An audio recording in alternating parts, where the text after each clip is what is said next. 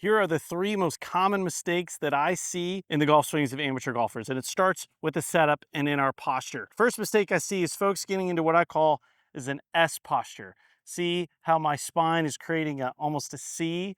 That's not where we want to be. We want our lower back to be nice and flat when we're at address, because when we get this direction, we don't have our core engaged and it leads to us early extending. So what I like to folks think about before they get into their golf swing is just stand up normal. I want you to feel like you tuck your pelvis under slightly, you pull your belly button in just a little bit, ever so slightly, and then get into your golf posture. That gets us to where our abs are engaged and we have that nice flat lower back to help us have a nice pivot. The second mistake that I see is rolling this club face open in the takeaway to where that toe is up towards the sky. We want to keep some strength in that club to where it's pointing a little bit more towards the ground or towards the golf ball. That's just going to help promote this golf club to be nice and square when we come into delivery. And then the last mistake I see is this lead wrist getting cupped in transition.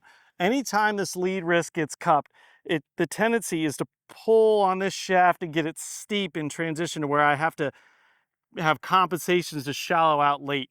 So we want to feel that this lead wrist is staying somewhat flat if you have a neutral grip, and it maintains that as we transition on the way down. So those are the 3 main mistakes I see. Number 1, getting in that posture, make sure your abs engaged. Number 2, keep that club nice and square in the takeaway. And then as we transition, keep that lead wrist nice and flat or slightly bowed as we prepare that club for delivery. And then you can put all 3 together, good setup position, club nice and square, and I'm going to keep that wrist nice and flat.